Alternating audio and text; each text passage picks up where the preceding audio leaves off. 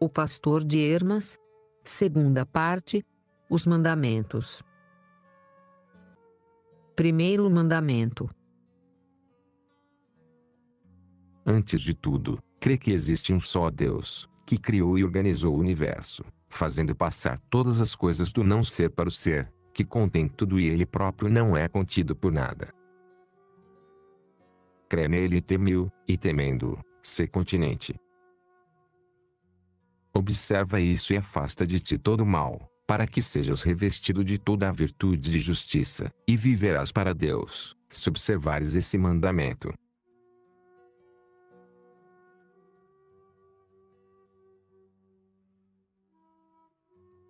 Segundo mandamento. Ele me disse: sê simples e inocente, e serás como as crianças que não conhecem o mal que destrói a vida dos homens. Em primeiro lugar, não fales mal de ninguém, nem ouças com prazer o maledicente. Do contrário, participarás do pecado do maledicente, se acreditares na maledicência que ouves. Pois, acreditando nisso, também ficarás hostil a teu irmão, e participarás do pecado do maledicente. A maledicência é má, é demônio agitado, que nunca está em paz, e só sente prazer nas discórdias. Fica longe dele, e tuas relações com todos serão sempre perfeitas. Sê reservado.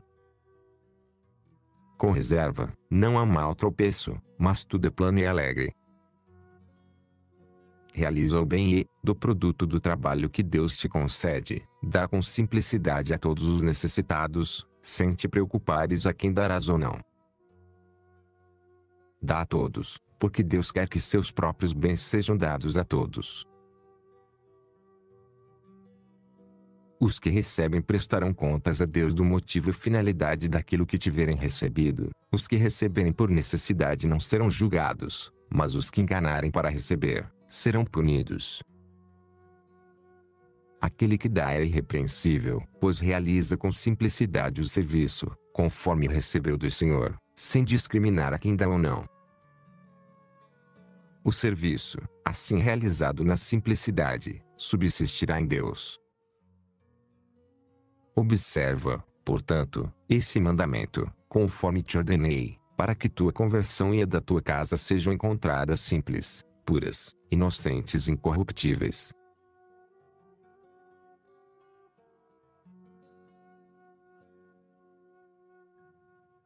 Terceiro mandamento.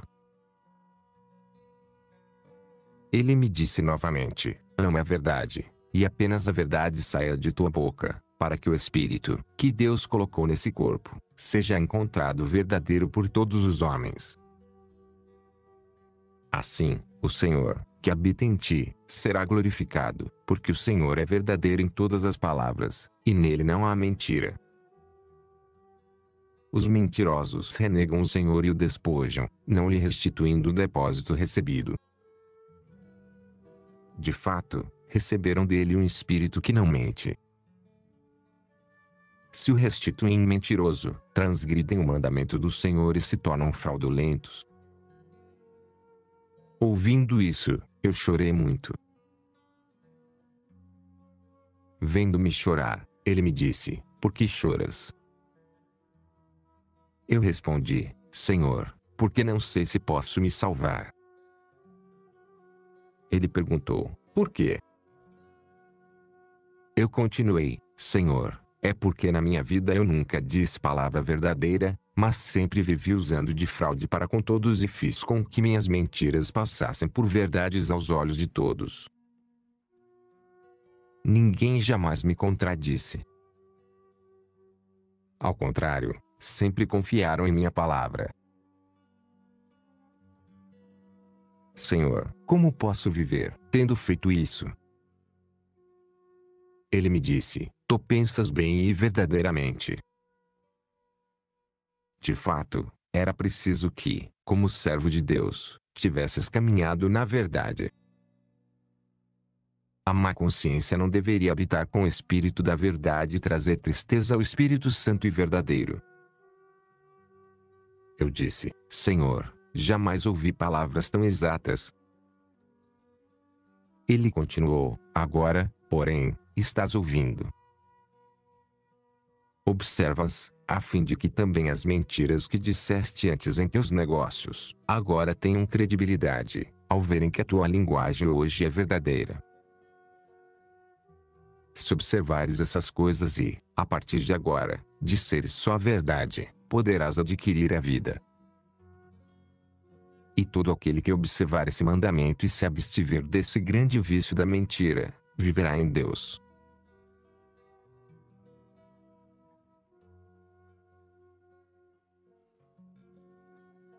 Quarto mandamento. Ele me disse: eu te ordeno guardar a castidade, que não entre em teu coração o desejo de outra mulher, nem de qualquer fornicação, nem de qualquer outro vício semelhante.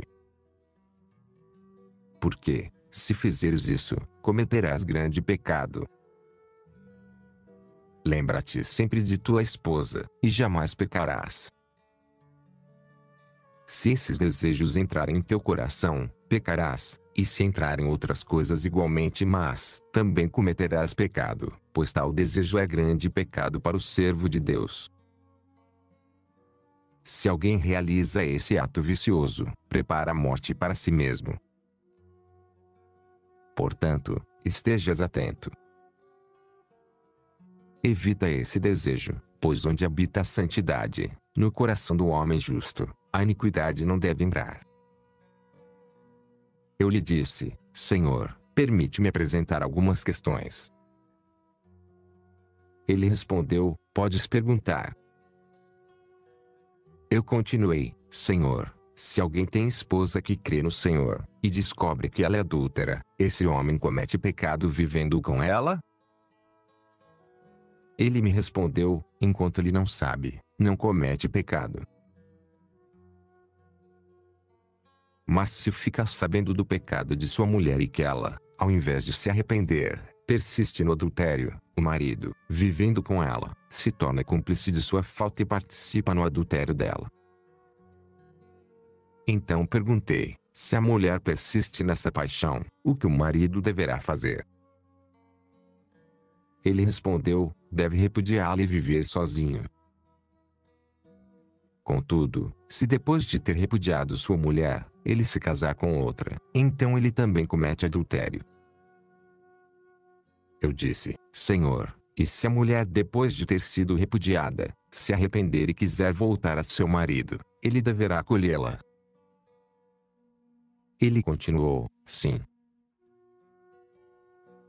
E se o marido não a receber, ele cometerá pecado e carrega-se de grande culpa. E preciso acolher aquele que peca e se arrepende, mas não muitas vezes. Para os servos de Deus existe apenas uma conversão.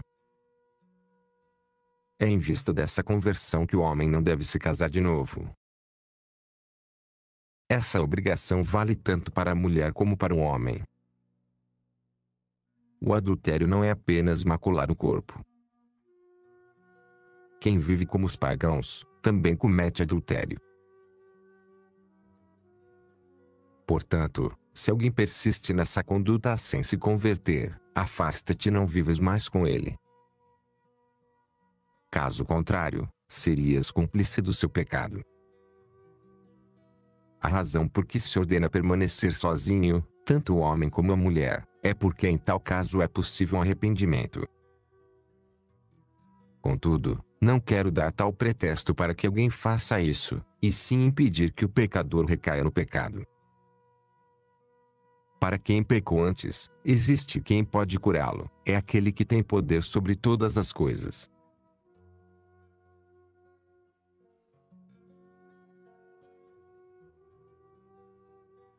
Continuei a perguntar: uma vez que o Senhor julgou-me digno de habitares sempre comigo, suporta ainda algumas interrogações, pois nada compreendo, e meu coração se endureceu, por causa de minhas ações passadas. Ensina-me, pois sou totalmente desprovido de inteligência e não compreendo absolutamente nada. Ele me respondeu: estou encarregado da conversão e concedo inteligência a todos os que se arrependem. Não te parece que o fato de se arrepender é em si mesmo inteligência? O arrependimento é auto de grande inteligência. Com efeito, o pecador compreende que fez o mal diante do Senhor, e que o ato que ele cometeu entra no coração, então se arrepende e não pratica mais o mal. Ao contrário, ele se empenha com todo o zelo praticar o bem, humilha e experimenta sua alma, pois ela pecou. Vês, portanto, que o arrependimento é auto de grande inteligência.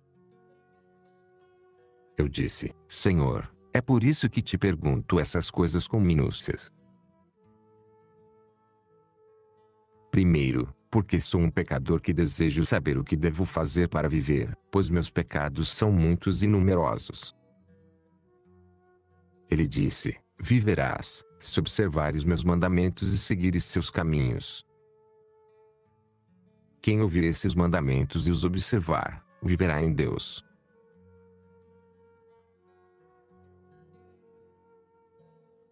Eu disse, Senhor, ainda quero te fazer outra pergunta. Ele respondeu, pergunta. Continuei, ouvi alguns doutores dizerem que não há outra conversão além daquela do dia em que descemos a água e recebemos o perdão dos pecados anteriores. Ele me respondeu, ouviste bem. E assim mesmo. Aquele que recebeu o perdão de seus pecados não deveria mais pecar, e sim permanecer na pureza.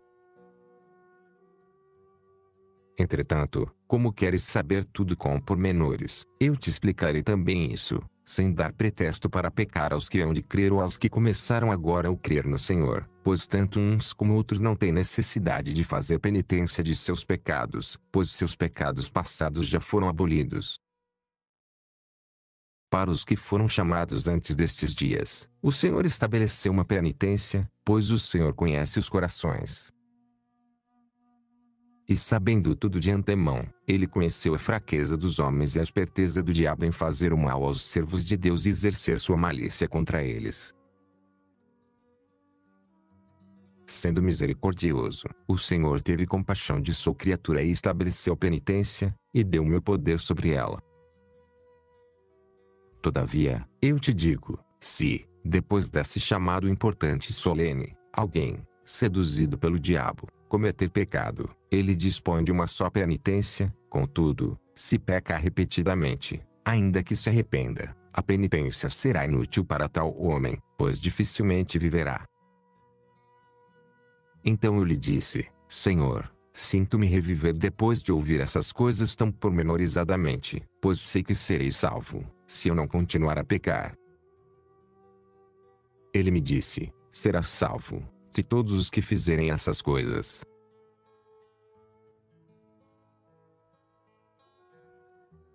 Eu lhe perguntei novamente, Senhor, já que toleraste uma vez minhas interrogações, esclarece-me também este ponto.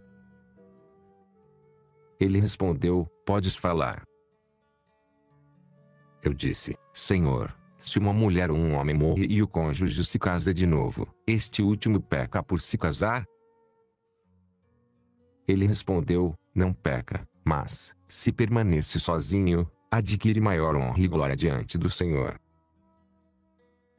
Se ele se casa, porém, não comete pecado. Observa, portanto, a castidade e a santidade, e viverás em Deus. Observa tudo o que te digo e te direi a partir deste dia em que me foste confiado, e habitarei em tua casa. Alcançarás o perdão de teus pecados passados, contanto que observes os meus mandamentos. Também os outros serão perdoados, se observarem meus mandamentos e se caminharem nessa castidade.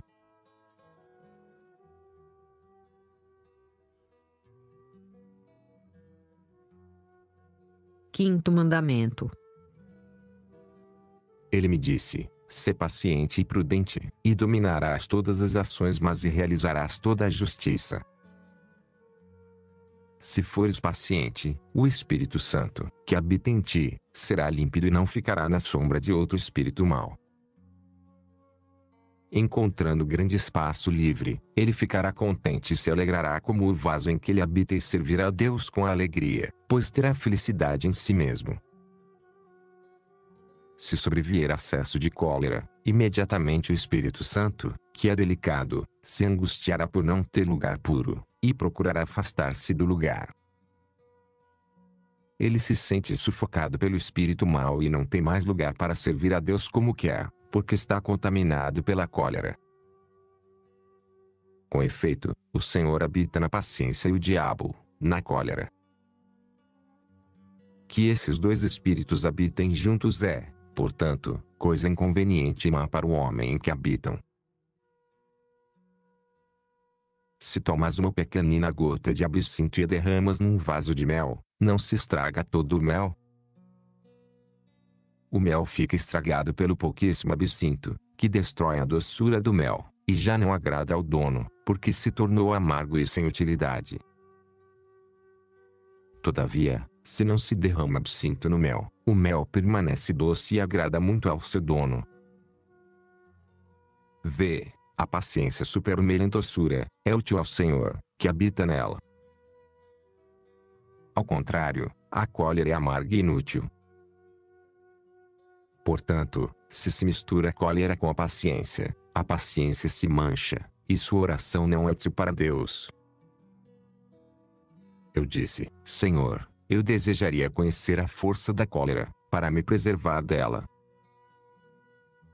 Ele respondeu, se não te guardares com tua família, destruirás toda a esperança. Mas preserva-te dela, pois eu estou contigo. Todos os que fizerem penitência do fundo do coração se guardarão dela, porque eu estarei com eles e os protegerei. Com efeito, todos foram justificados pelo Anjo Santíssimo.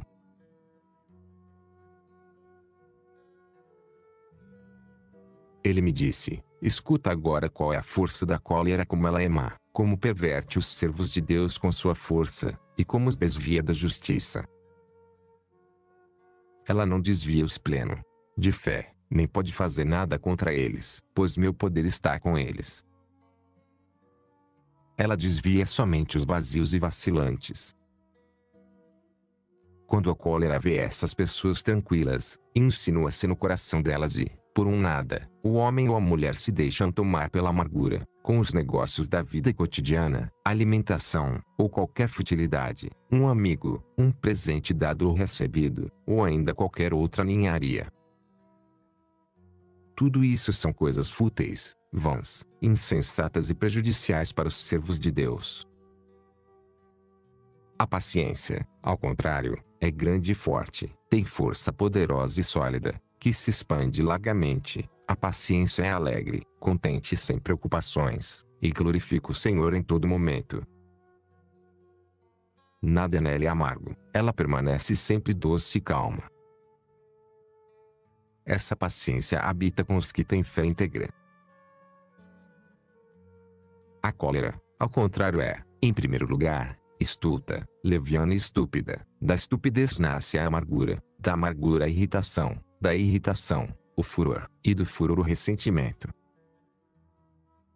Tal ressentimento, nascido de tantos males, é pecado grave e incurável. Quando todos esses espíritos vêm habitar o mesmo vaso, onde já habita o Espírito Santo, o vaso não pode mais conter tudo e transborda. Então o espírito delicado, que não tem o costume de habitar com o espírito mau, nem com aspereza, afasta-se de tal homem e procura habitar com a doçura e a mansidão.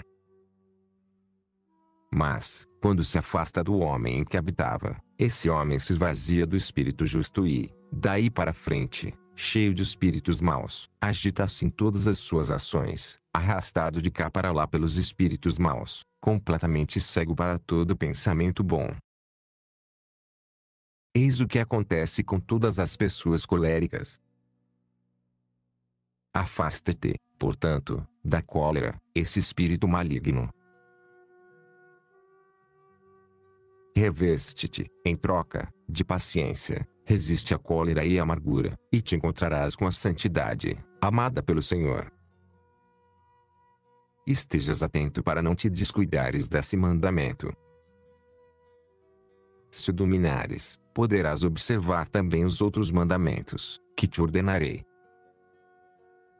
Sê forte e inabalável neles, e fortaleçam-se igualmente todos os que quiserem caminhar neles.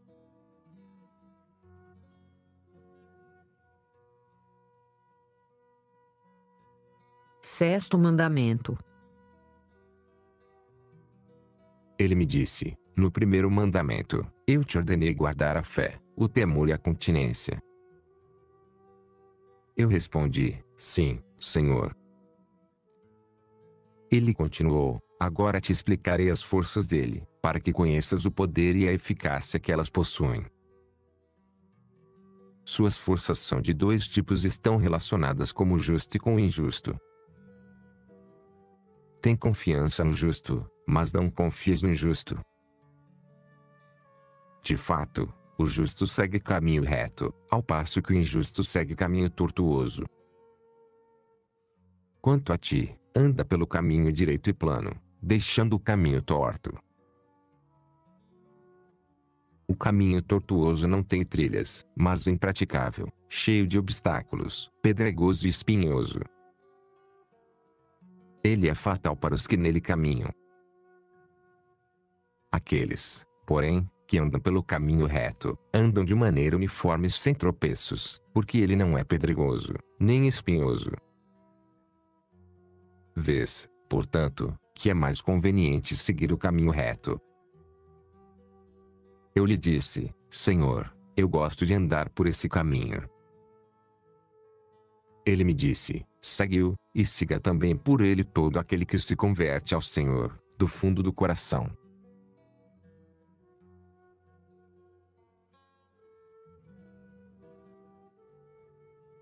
Ele me disse, ouve agora o que vou te falar sobre a fé.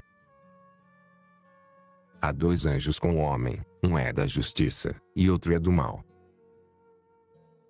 Eu perguntei, Senhor, como distinguirei as ações deles, se os dois anjos habitam comigo? Ele me respondeu, ouve e compreende. O anjo da justiça é delicado, modesto, doce e suave. Quando entra em teu coração, imediatamente fala contigo sobre a justiça, a castidade, a santidade, a temperança, sobre todo ato e toda a virtude nobre. Quando tudo isso entra em teu coração, saibas que o anjo da justiça está contigo, pois essas obras são próprias do anjo da justiça. Tem confiança nele e em suas obras. Vê agora as obras do anjo do mal. Em primeiro lugar, ele é colérico, amargo e insensato, e suas obras malignas os servos de Deus. Quando entra em teu coração, tu o conheces por suas obras. Eu disse, Senhor, não sei como poderei reconhecê-lo. Ele continuou, escuta. Quando a cólera se apodera de ti, ou a amargura, saibas que ele está em ti. Da mesma forma, os desejos da atividade, dispersa os gastos loucos em numerosos festins, em bebidas inebriantes, em orgias sem fim, em requintes variados e supérfluos, paixões pelas mulheres, grande riqueza, orgulho exagerado, altivez e tudo que se assemelha a isso. Se essas coisas entram no teu coração, saibas que o anjo do mal está em ti. Reconhecendo suas obras, afasta-te dele e não creias nele, pois essas obras são más e inconvenientes para os servos de Deus. Aí tens as ações dos dois anjos. Compreende essas ações e depõe tua confiança no anjo da justiça. Afasta-te do anjo do mal, porque seu ensinamento é mau para qualquer obra. Se alguém é fiel e o pensamento desse anjo entra em seu coração, é inevitável que essa pessoa, homem ou mulher, cometa pecado. Por outro lado, se homem ou mulher são depravados e as obras do anjo da justiça entram em seu coração, é inevitável que essa pessoa faça o bem.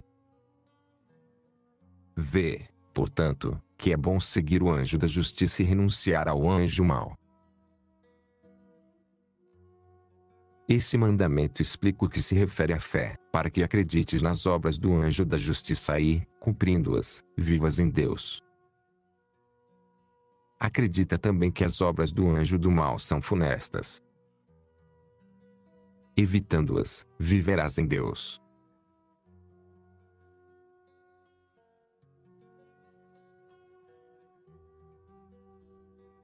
Sétimo mandamento.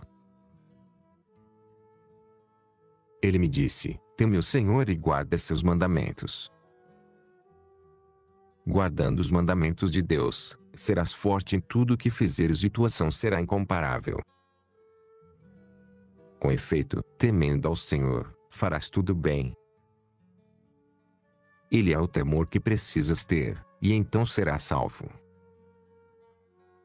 Não temas o diabo. Temendo ao Senhor, triunfarás do diabo, pois ele não tem poder. Se alguém não tem poder, também não apresenta motivo para temor. Quem tem poder glorioso, também inspira temor. De fato, todo aquele que tem poder, inspira temor. Aquele que não o tem, é desprezado por todos. Teme as obras do diabo, porque elas são más. Temendo ao Senhor, teme também as obras do diabo, e não as praticas, mas afasta-te delas. Há duas espécies de temor. Se quiseres praticar o mal, teme ao Senhor e não o praticarás. Todavia, se quiseres praticar o bem, teme ao Senhor, e o praticarás. O temor do Senhor é forte, grande e glorioso. Teme, portanto, ao Senhor, e nele viverás. Os que o temem e observam seus mandamentos, viverão em Deus. Eu perguntei: Senhor, por que disseste, aqueles que observam seus mandamentos viverão em Deus? Ele respondeu: porque toda a criação teme ao Senhor, mas não guarda seus mandamentos. Os que o temem e guardam seus mandamentos têm a sua vida junto de Deus. Aqueles, porém, que não guardam seus mandamentos não têm vida em si mesmos.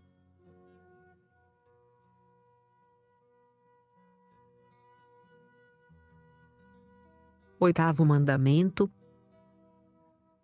Ele continuou: já te disse que as criaturas de Deus são de dois tipos. A abstinência também é dupla, pois é preciso se abster de algumas coisas e de outras não. Eu pedi: Senhor, ensina-me de quais coisas preciso me abster e de quais não. Ele respondeu: escuta. Abstente do mal e não o praticas. Não te abstenhas do bem, mas pratica-o. Com efeito, se te abstiveres de praticar o bem, cometerás grande pecado. Por outro lado, se te abstiveres de praticar o mal, praticarás um grande ato de justiça. Abstente, portanto, de todo o mal e pratica o bem. Eu perguntei: Senhor, quais são os males de que nos devemos abster?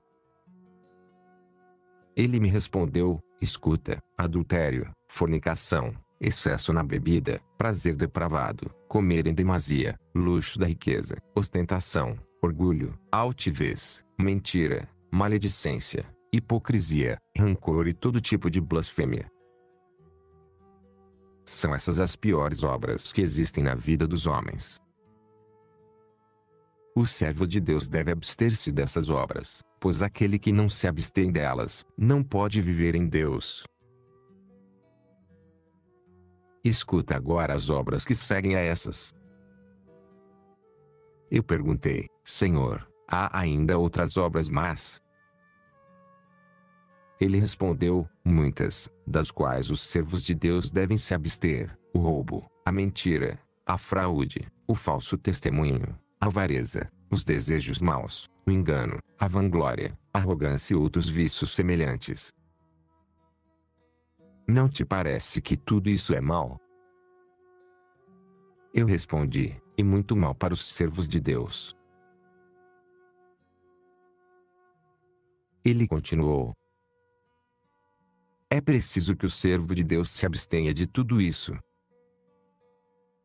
Abstente, portanto, de tudo isso, para que vivas em Deus e sejas inscrito com os que se abstêm dessas coisas. São essas as coisas das quais te deves abster. As coisas das quais não te deves abster e sim praticar, são estas: não te abstenhas do bem, mas pratica-o. Eu pedi: Senhor, mostra-me o poder das boas ações, para que eu siga seu caminho e as sirva, a fim de que, praticando-as, possa salvar-me. Ele respondeu: escuta as obras do bem, que deves praticar e não evitar. Em primeiro lugar, a fé, o temor do Senhor, a caridade, a concórdia, as palavras justas, a verdade, a perseverança. Não há nada de melhor na vida humana. Se alguém as observa e delas não se abstém, será feliz em sua vida. Escuta agora as obras que seguem a essas: assistir às viúvas, visitar os órfãos e necessitados, resgatar da escravidão os servos de Deus, ser hospitaleiro, pois na hospitalidade encontra-se por vezes ocasião de fazer o bem, não criar obstáculos para ninguém, ser calmo, tornar-se inferior a todos, honrar os anciãos, praticar a justiça, conservar a fraternidade, suportar a violência, ser paciente, não nutrir rancor, consolar os aflitos na alma, não afastar da fé os escandalizados, mas convertê-los e dar-lhes coragem, corrigir os pecadores, não oprimir os devedores e necessitados, e outras ações semelhantes. Não te parece que essas sejam boas ações? Eu respondi: que coisa é melhor do que isso, Senhor? Ele continuou: anda, portanto, nesse caminho, não te abstenhas dessas coisas, e viverás em Deus. Observa este mandamento: se praticares o bem e não te abstiveres dele, viverás em Deus, e todos os que agirem assim, também viverão em Deus. E ainda, se não praticares o mal e te abstiveres dele, viverás em Deus, e todos aqueles que guardarem esses mandamentos e andarem em seus caminhos, também viverão em Deus.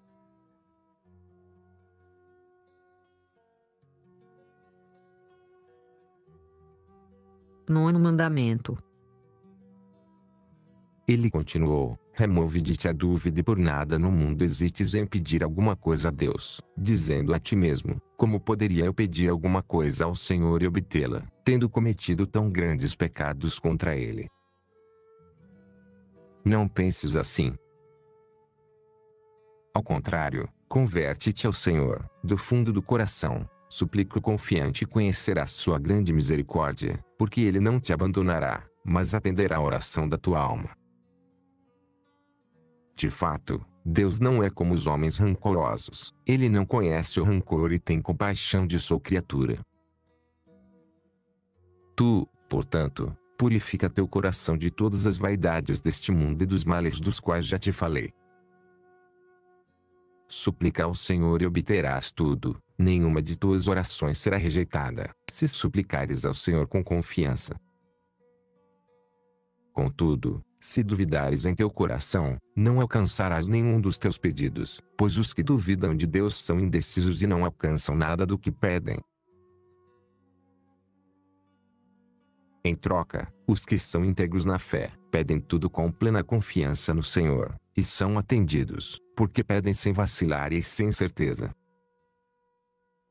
Com efeito, todo homem que duvida, se não fizer penitência, dificilmente se salvará. Portanto, purifica da dúvida o teu coração, reveste-te de fé, porque ela é forte e tem confiança que Deus atenderá a todas as tuas orações. E se alguma vez pedires alguma coisa ao Senhor e Ele tardar em concedê-la, não duvides porque não obtiveste logo o pedido da tua alma. Certamente, tardas a receber o que pediste, por causa de alguma provação ou de algum pecado que ignoras. Não deixes, portanto, de pedir o que tua alma deseja, e obterás.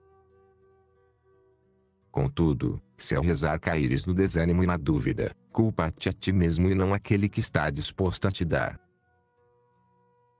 Cuidado com a dúvida, ela é má, insensata e desenraiza da fé. Não poucos, até pessoas muito fiéis e firmes, pois a dúvida é filha do diabo e faz muito mal aos servos de Deus. Despreza, portanto, a dúvida, e domina em tudo.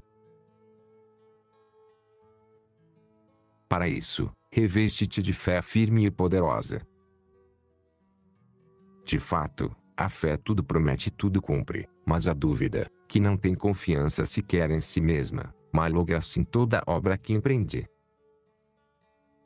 Vês, portanto, que a fé vem do alto, do Senhor, e tem grande força. A dúvida, porém, é apenas um espírito terrestre que vem do diabo e não tem força nenhuma. Serve, portanto, a fé que tem força e afasta a dúvida que não tem força nenhuma. Então viverás em Deus, e todos os que pensam assim também viverão em Deus.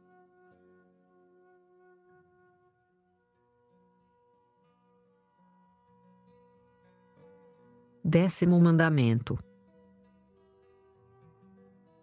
Ele continuou: afasta de ti a tristeza, pois ela é irmã da dúvida e da cólera. Eu perguntei: Senhor, como é que ela é irmã delas?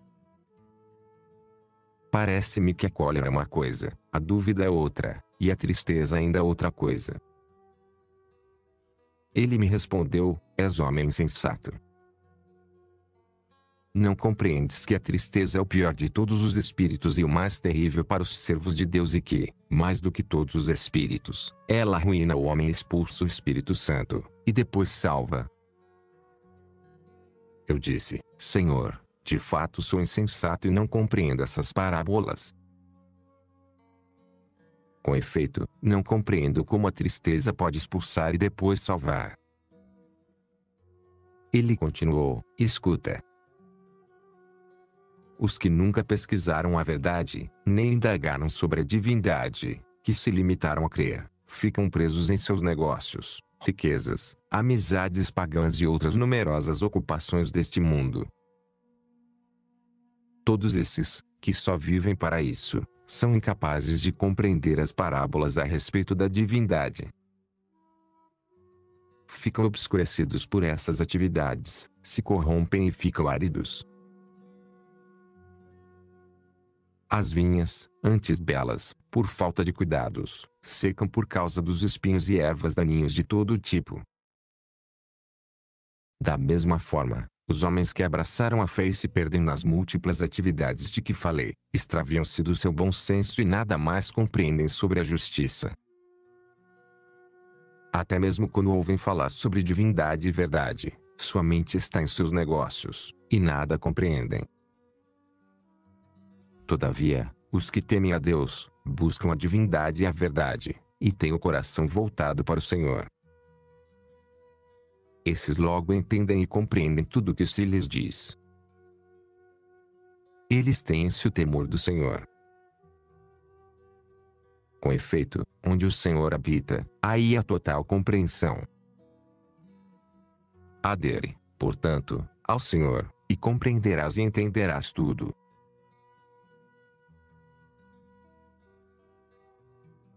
Ele continuou: escuta, portanto, insensato, como a tristeza expulsa o Espírito Santo e depois salva.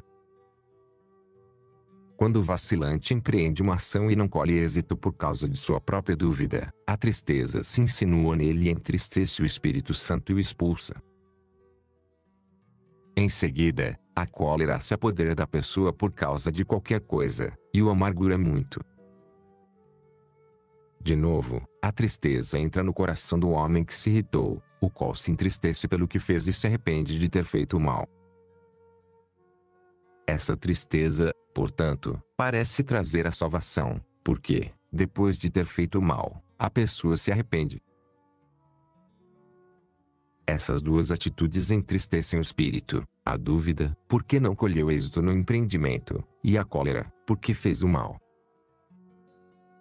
As duas entristecem o Espírito Santo. Afasta, portanto, a tristeza de ti, para não entristecer o Espírito Santo que habita em ti, a fim de que ele não suplique a Deus contra ti de ti se afaste. Com efeito, o Espírito de Deus, que foi dado ao teu corpo, não suporta a tristeza nem a angústia.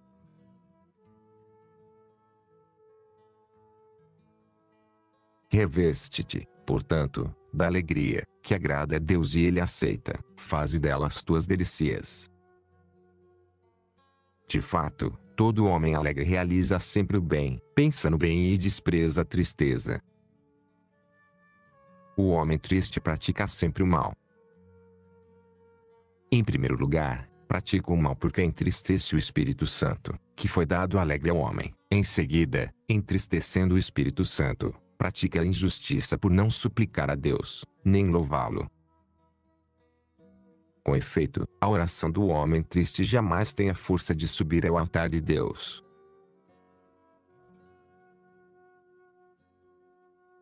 Eu perguntei, por que a súplica do homem triste não sobe ao altar? Ele respondeu, porque a tristeza reside no seu coração. Unida à oração, a tristeza não permite que a oração suba por ao altar. O vinho misturado com vinagre não tem o mesmo sabor. Igualmente acontece com a tristeza, misturada com o Espírito Santo, não conserva a própria oração. Purifica-te, portanto, dessa tristeza maligna, e viverás em Deus. E todos os que afastarem de si a tristeza e se revestirem de toda alegria, também viverão em Deus.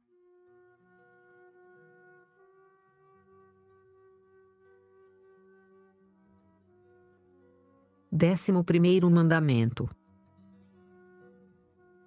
Ele me mostrou homens sentados num banco e outro homem sentado numa poltrona. E me disse, vês as pessoas sentadas no banco? Eu respondi, sim, Senhor. Ele explicou, esses são fiéis, e o que está sentado na poltrona é falso profeta, que corrompe a inteligência dos servos de Deus, isto é, corrompe a inteligência dos que duvidam, e não dos fiéis.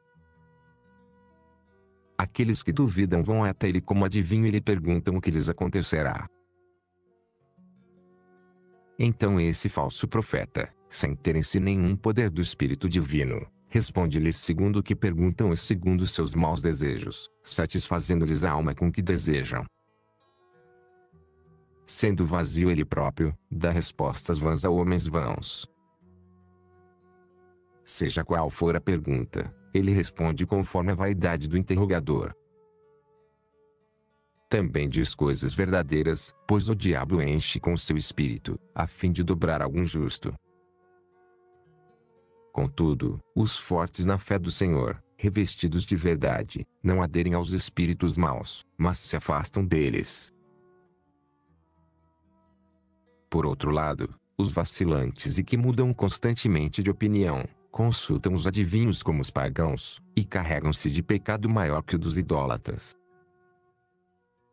Com efeito, quem faz consulta a um falso profeta sobre alguma coisa, é idólatra, vazio da verdade e insensato.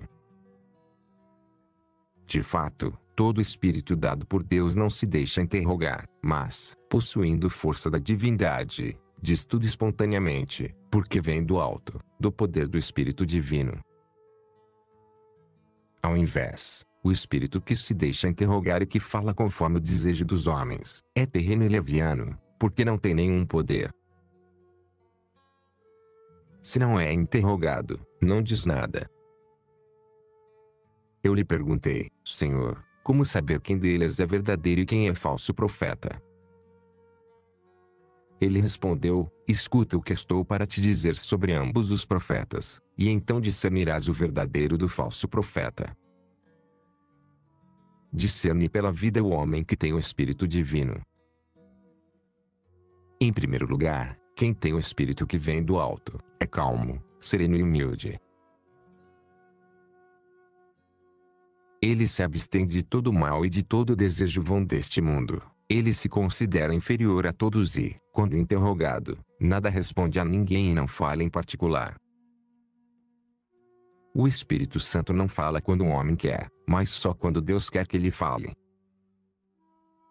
Quando um homem, que tem o Espírito de Deus, entra numa assembleia de homens justos, crentes no Espírito Divino, e nessa assembleia de homens justos se suplica a Deus, então o anjo do Espírito profético que está junto dele, planifica esse homem, e ele, pleno do Espírito Santo, fala à multidão conforme quer o Senhor.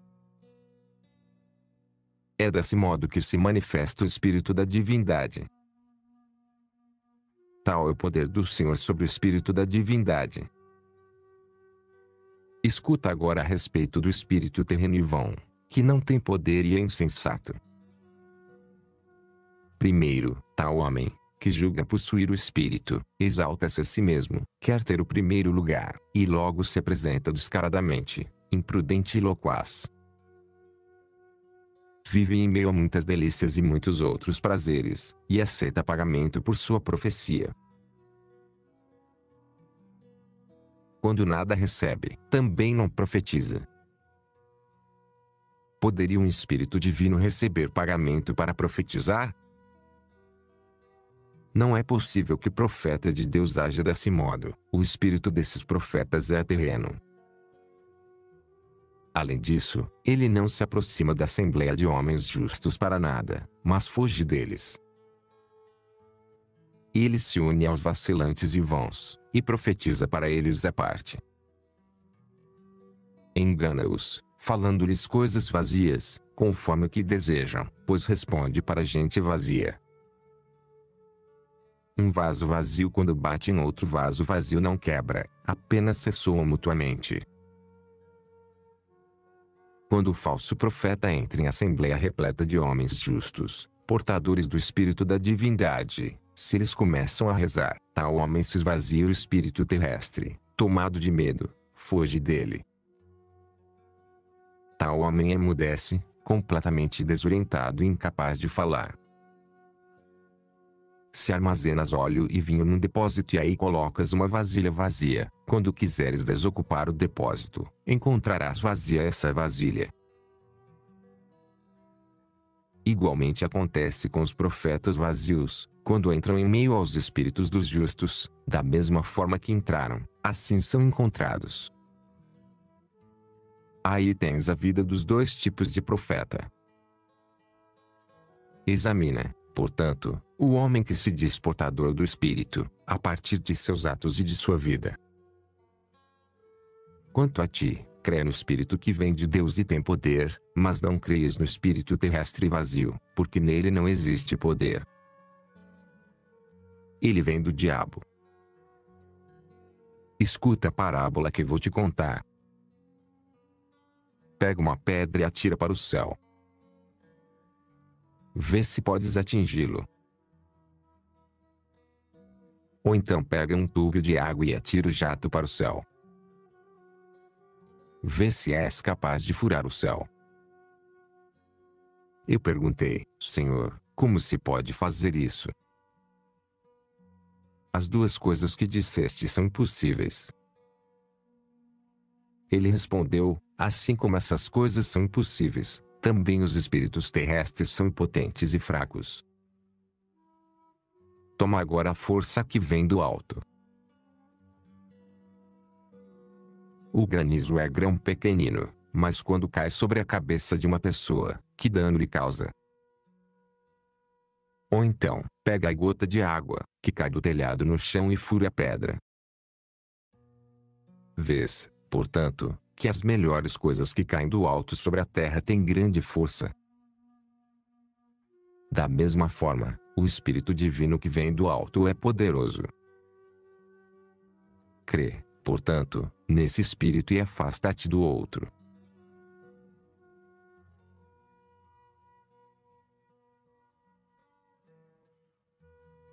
Décimo segundo mandamento. Ele continuou, arranca de ti todo mau desejo, e reveste-te do desejo bom e santo. Revestido desse desejo, odiarás o desejo mau e o domarás como quiseres. O desejo mau é selvagem e difícil de amansar. é terrível, e com sua selvageria consome os homens. Principalmente se o servo de Deus cair nesse desejo e não tiver discernimento, será consumido de modo terrível. Ele consome também os que não têm a veste do desejo bom e se deixam enredar por este mundo. O desejo entrega-os à morte.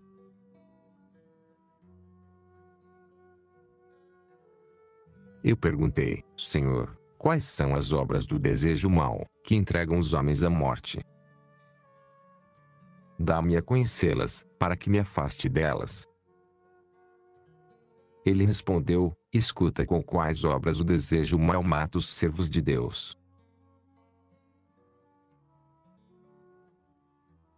Antes de tudo, o desejo de outra mulher ou homem, o luxo das riquezas, os banquetes numerosos e vãos, a embriaguez, e muitos outros prazeres insensatos.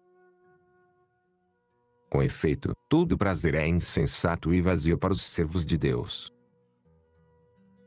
Tais desejos são maus, e matam os servos de Deus, porque o desejo mau é filho do diabo. E preciso, portanto, abster-se dos desejos maus para que, abstendo-vos, vivas em Deus.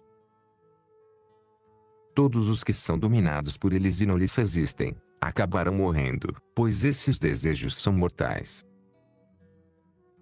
Reveste-te, portanto, do desejo da justiça e, armado do temor de Deus, resiste a eles. De fato, o temor de Deus habita no desejo bom. Se o desejo mau te vir amado do temor de Deus e resistindo, ele fugirá para longe de ti e não o verás mais, porque ele teme as tuas armas. Quanto a ti, vitorioso e coroado por sua derrota, apresenta-te diante do desejo da justiça e entrega-lhe a vitória que recebeste, e serve-o do modo que ele quiser. Se servires o desejo bom e te submeteres a ele, poderás dominar o desejo mau e comandá-lo, conforme quiseres.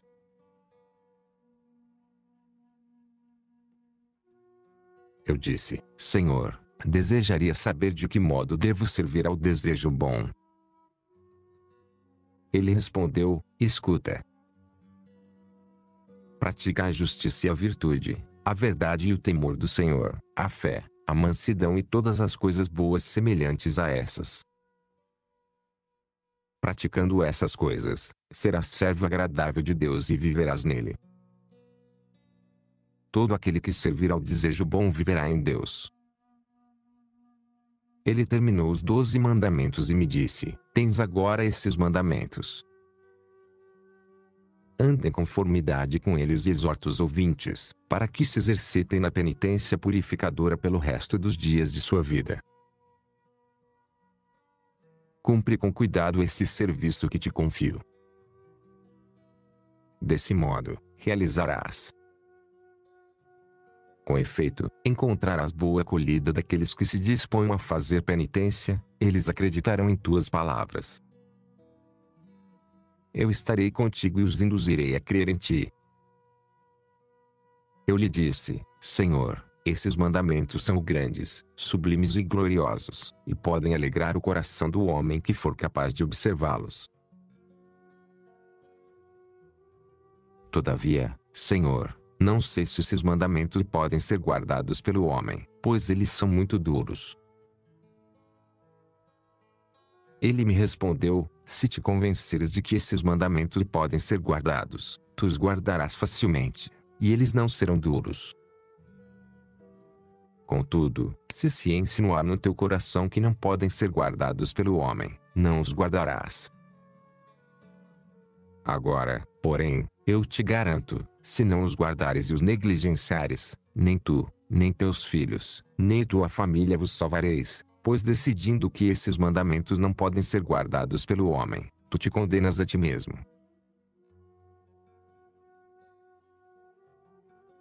Ele me disse isso de modo tão indignado, que fiquei confuso e com muito medo. Sua aparência se alterou de tal modo que nenhum homem poderia suportar sua ira. Vendo-me completamente perturbado e confuso, começou a falar-me de modo mais brando e sereno, dizendo, tolo, insensato e vacilante. Não compreendes que a glória de Deus é grande, forte e admirável? Ele não criou o mundo para o homem e não lhe submeteu toda a sua criação, dando-lhe o poder de dominar todas as coisas que existem debaixo do céu? Portanto, se o homem é o Senhor de todas as criaturas de Deus e domina sobre todas, será que ele não pode dominar também esses mandamentos? Somente o homem que leva o Senhor em seu coração é capaz de dominar todas as coisas e todos esses mandamentos. No entanto, para os que têm o Senhor somente nos lábios, e cujo coração está endurecido e estão distantes de Deus, esses preceitos são duros e inacessíveis. Esteja o Senhor em vosso coração, vós homens vazios e levianos na fé, e sabereis que não há nada mais fácil, suave e simples do que esses mandamentos. Convertei-vos, vós que seguis os mandamentos do diabo, mandamentos difíceis, amargos, brutais e licenciosos, e não temais o diabo, pois ele não tem poder nenhum sobre vós. Eu, o anjo da penitência, que triunfo sobre o diabo, estarei convosco. O diabo só pode amedrontar, mas esse medo não tem força alguma. Não o temais, portanto, e ele fugirá de vós.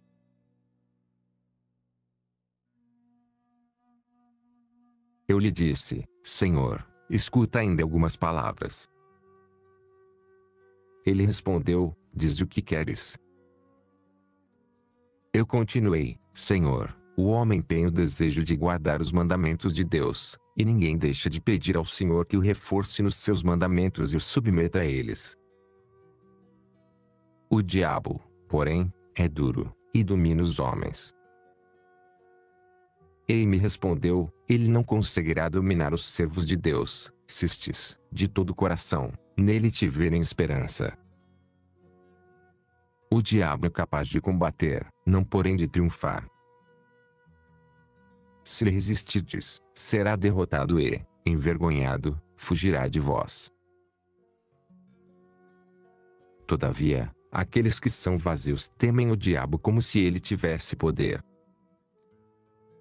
Quando um homem enche de bom vinho recipientes apropriados e entre estes deixa alguns semicheios, ao voltar para os recipientes ele não se preocupa com os que estão cheios, pois sabe que estão cheios. Observa, sim, os que estão semicheios, temendo que tenham azedado, e o vinho perca o sabor.